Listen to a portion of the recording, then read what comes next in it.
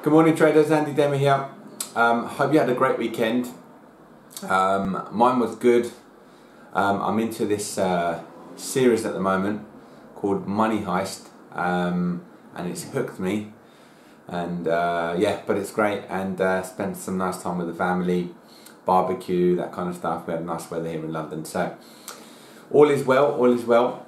And you know, today's topic, I want to speak about something that came up last week when I was speaking to one of my students, and it was about account sizes and income goals. Okay, so really quite simply put, if you want to kind of achieve a certain income from trading, there's only two ways of doing it.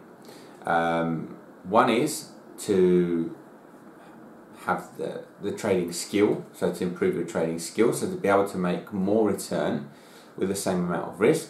And the other one is to have a bigger account size. Okay, so I was with one of my students and we were kind of breaking it down, and we worked out that, you know, essentially she would need about 50,000 at least to be able to replace her income.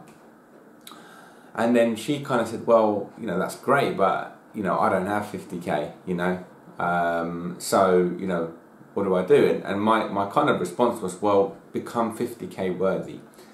Now, what do I mean? Well, quite simply put, if you have the ability to trade, if you are, you know, if you have a trade plan, you're well thought out, you have a structured approach, and you start to build a track record up, it's very easy to get investment, especially in this day and age. Okay, people are trying to get more out of their money, and it's not difficult. Okay, it's not difficult to get money. So the thing that you need to focus on, if you're in a similar position, is to get the skill and the process, and to get all of that honed in so that you are an asset to somebody.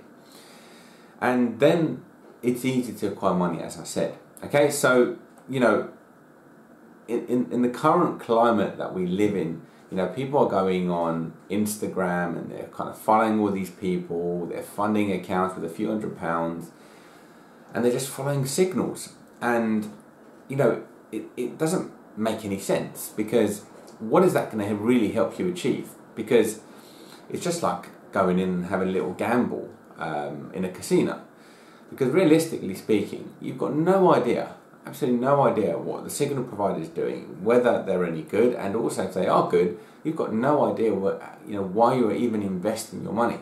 And if you don't have any idea or any clue, you're essentially gambling.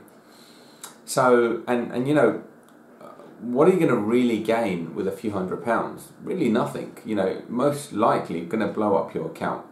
So you're better off, if you don't have a lot of funds, or even if you do, is, you know, practice your trade plan on a demo account. Get your numbers intact. So make sure you can, you have a positive outcome. So your return is more than your drawdown, okay, or at least equal.